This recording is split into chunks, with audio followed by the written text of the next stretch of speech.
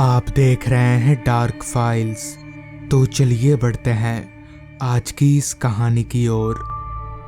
पारस अपने माता पिता को बचपन में ही एक रोड हादसे में खो चुका था, इसलिए बचपन से लेकर अभी यानी 21 साल की उम्र तक पारस की परवरिश उसके दादाजी ने ही की थी।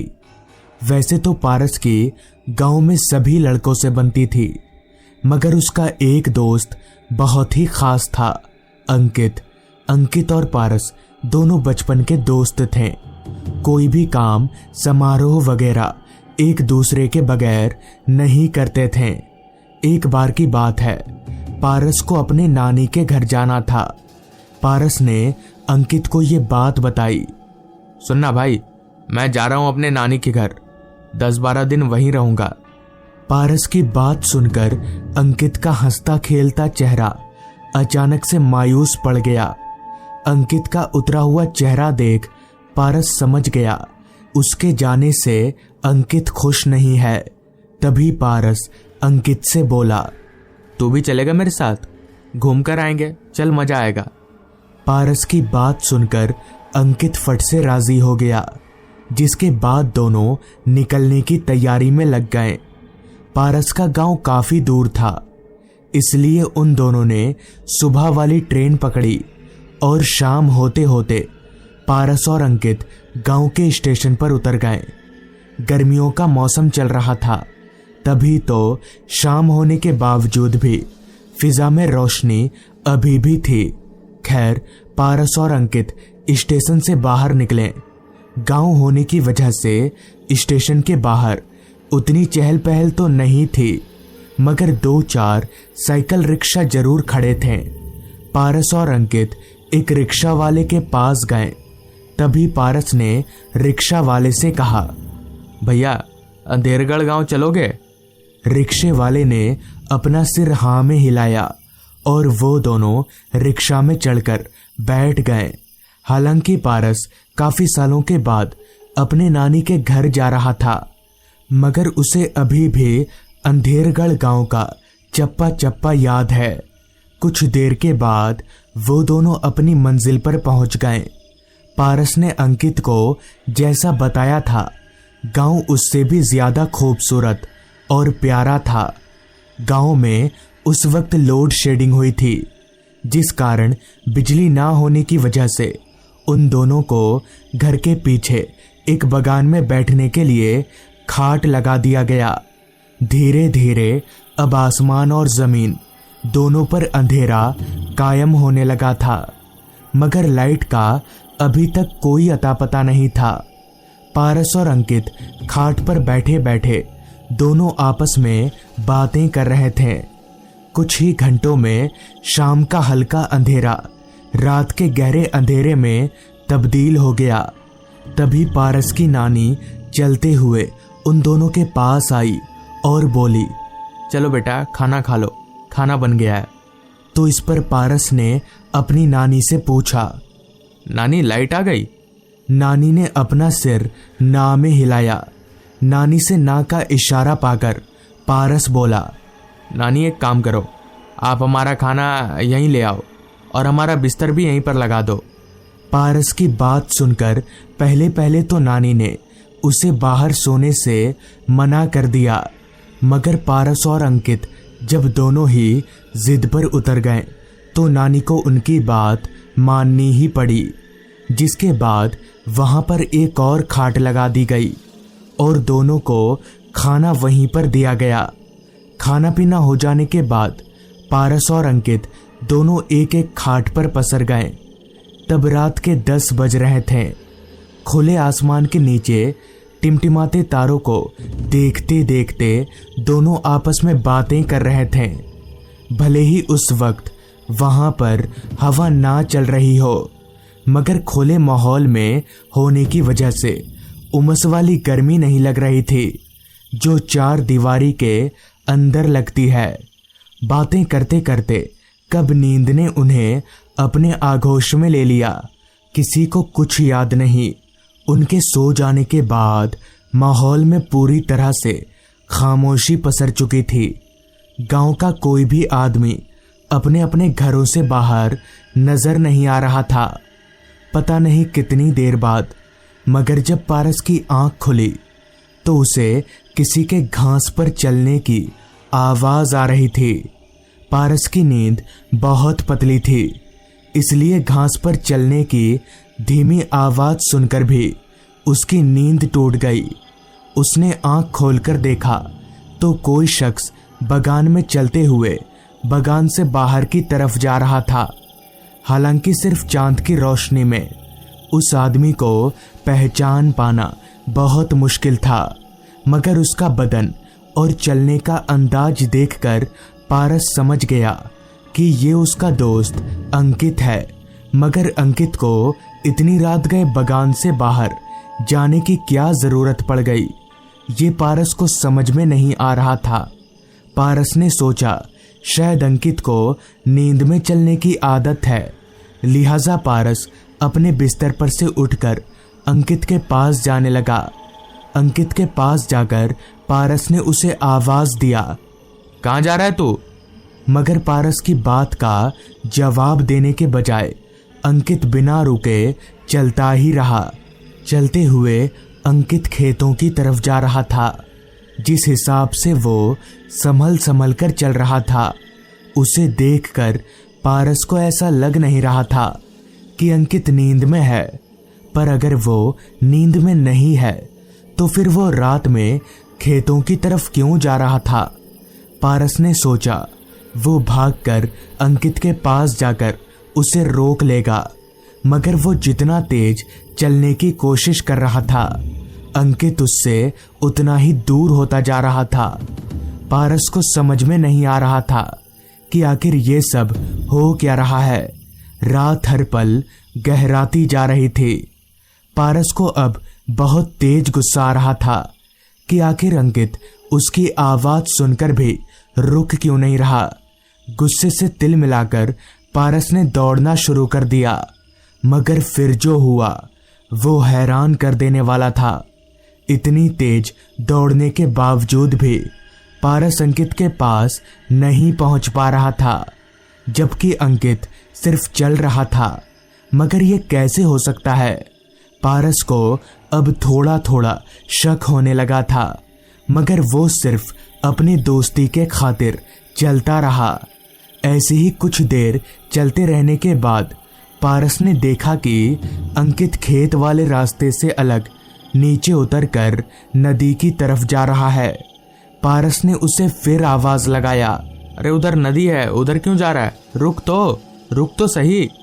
मगर अंकित वो कहाँ रुकने वाला था।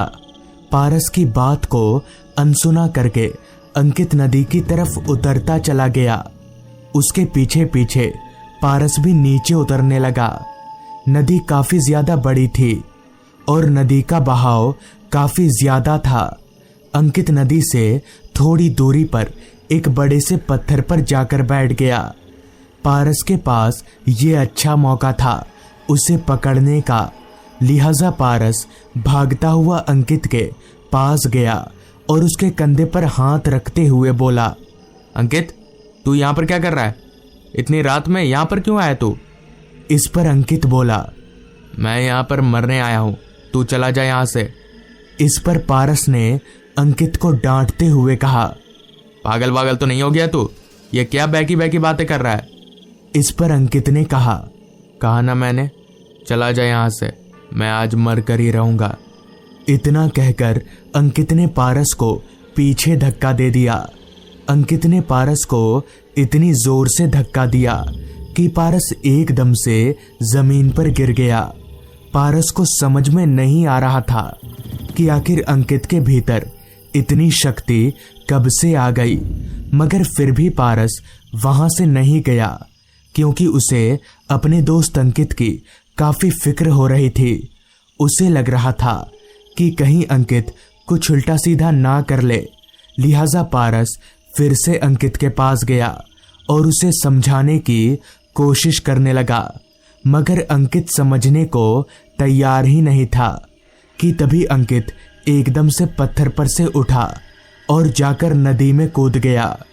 ये देखकर पारस की आंखें फटी की फटी रह गईं। डर के मारे उसके हाथ पैर जोर जोर से कांपने लगे। उसे समझ नहीं आ रहा था कि अब वो क्या करे। जिसके बाद पारस दौड़ता हुआ सीधे अपने नानी के घर आया। उसने अपनी नानी को सारी बात बताई। सारी बात सुनकर नानी ने कहा, रुको, पहले एक बार बगान में चलो। पारस को काफी अजीब लगा कि जब अंकित नदी में कूदा है तो उसकी नानी उसे बगान में क्यों ले जा रही है। खैर, वो दोनों बगान में पहुंचे। बगान में जाकर जब पारस ने अपने पीछे वाले खाट की तरफ देखा तो उसके होश उड़ गए, क्योंकि अंकित अपनी जगह पर सोया हुआ था। फिर नानी ने कहा, मुझे पता था कि ऐसा ही कुछ होगा। दरअसल जो नदी में कूदा था वो एक रूह था। गांव में आजकल ऐसी घटनाएं बहुत हो रही हैं। बहुत लोग तो इन रूहों के चंगुल में फंसकर अपनी जान भी गंवा चुके हैं। इसलिए मैं तुम लोगों को यहाँ सोने से मना कर रही थी, पर मुझे पता नहीं था कि वो रूह हमारे बगान में भी आ सकती है। ये सब सुनकर पारस बहुत डर गया और कभी भी रात में बाहर नहीं सोया। तो दोस्तों, ये थी आज की कहानी। अगर आपको ये कहानी पसंद आई हो तो चैनल को ज़रूर सब्सक्राइब कर लें। तो मैं आपका दोस्त आर्यन जल्द ही मिलूंगा आपसे ऐसी ही एक डरावनी कहानी के साथ। काम पूरा हो जाने के बाद मैंने अपना बोरिया बिस्तर समेटा और सीधे गांव के बस स्टॉप की तरफ चलता बना। चलते वक्त मैंने जब अपनी घड़ी में वक्त देखा तो वक्त हो रहा था रात के 10 बजे का। दरअसल मैं एक सरकारी काम के चलते इस गांव में 2 दिन पहले आया था और आज मेरा काम पूरा हो गया है, इसलिए मैं अपने घर शहर जा रहा हूँ। चलते चलते ठीक रात के 10:30 बजे मैं बस स्टॉप पर पहुंचा तो वहां दूर दूर तक सन्नाटा ही सन्नाटा फैला हुआ था। जहां तलक मेरी नजर जा रही थी वहां तलक मुझे एक भी बस दिखाई नहीं पड़ी, जिस कारण मैं बस स्टॉप के इंक्वायरी रूम में गया तो वहां एक अधेड़ उम्र का आदमी इंक्वायरी कंप्यूटर बंद ही कर रहा था। जिस पर मैंने उससे कहा, चाचा, शहर जाने वाली बस कब मिलेगी अभी? जिस पर उस आदमी ने कहा, नहीं बाबू, सुबह 6 बजे से पहले कोई बस नहीं है। उस बुजुर्ग आदमी के मुंह से ये सुनकर मैं चिंता में पड़ गया कि भला अब क्या करूं। अभी मैं खड़े खड़े सोच ही रहा था कि तभी उस आदमी ने दोबारा कहा, अभी जाने का कोई साधन नहीं है। आप एक काम करिए, आज रात इस बगल वाले कमरे में रुक जाइए और सुबह 6 बजे वाली पहली बस से चले जाइएगा। उस आदमी की बात मुझे भी ठीक लगी, क्योंकि अब मेरे पास दूसरा कोई उपाय भी नहीं था और इतनी रात गए वापस से दोबारा सारे सामानों को लेकर गांव जाना मुझे ठीक नहीं लगा, जिस कारण मैंने उस आदमी को हाँ बोल दिया। जिसके बाद उस आदमी ने बगल के रूम का दरवाज़ा खोल दिया तो उस रूम में बस एक बेंच के अलावा और कुछ भी नहीं था। खैर, मुझे तो किसी तरह से रात पार करना था तो मेरा काम उस बेंच से ही चल जाएगा। मैं अपना बोरिया बिस्तर लेकर उस कमरे में दाखिल हुआ और उस बेंच पर बैठ गया। जिसके बाद वो आदमी जाते जाते बोला, बाबू, आप पूरे बस स्टॉप पर अकेले हैं तो अंदर से दरवाज़ा बंद कर लेना और हाँ, थोड़ा संभल कर रहना। अब मैं चलता हूँ।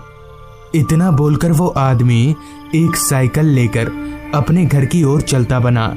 लिहाजा मैंने भी उस आदमी के बताए मुताबिक उस कमरे का दरवाज़ा अंदर से बंद कर दिया और वापस से बेंच पर जाकर बैठ गया। अब रात काफ़ी हो चुकी थी, जिस कारण नींद की वजह से मेरी पलकें भारी होने लगीं और मेरे बेंच पर लेटते ही नींद ने मुझे अपने आगोश में ले लिया। फिर मेरी आंख कमरे के दरवाजे पर हो रही तेज दस्तक से खुली। उस आवाज को सुनकर मैं उठकर बेंच पर बैठ गया, मगर वो दस्तक उसी तरह से बार बार दरवाजे पर होए जा रही थी। मगर अभी तो रात के 1 बज रहे हैं, तो इतनी रात गए कौन होगा। बस तो सुबह 6 बजे की है। जिसके बाद मैंने अपने मन को समझाते हुए कहा, लगता है कोई मेरे जैसा ही मुसाफिर होगा। इतना बोलकर मैंने दरवाजा खोल दिया तो ठीक मेरे सामने दरवाजे पर एक आदमी खड़ा था, जिसने मुझे देखते हुए कहा, भाई साहब, आपको शहर जाना है क्या? जिस पर मैंने अपना सिर हाँ में हिलाया तो उस आदमी ने कहा, चलिए भाई साहब, बस बाहर ही खड़ी है। उस आदमी की ये बात सुनकर मैं थोड़ा हैरान हुआ, क्योंकि उस इंक्वायरी वाले चाचा ने तो मुझे साफ साफ कहा था कि 6 बजे से पहले कोई बस नहीं है, तो अभी रात के 1 बजे बस कहाँ से आ गया। इस बात को मैं अपने जहन में नहीं रख सका और उस आदमी से कह दिया। तो उस आदमी ने मेरे सवाल का जवाब देते हुए कहा, लगता है चाचा आपको बताना भूल गए इस बस के बारे में। आप चलिए, ये बस आपको सुबह 5 बजे तक शहर उतार देगी। अब मैं सोच में पड़ गया कि क्या करूं, जाऊं या नहीं जाऊं। जाना तो मुझे था ही, तो मैं अभी ही क्यों ना जाऊं। ये सोचकर मैं उसके साथ जाने को तैयार हो गया। फिर जब मैंने अपना बोरिया बिस्तरा बाहर निकाला तो हाँ, मुझे एक बस खड़ी हुई दिखी। मैं उस आदमी के साथ चलकर बस में गया तो बस में मेरे अलावा मुझे और कोई भी नहीं दिखा। फिर मैं एक सीट पकड़कर बैठ गया। मेरे बैठते ही बस भी चलने लगी।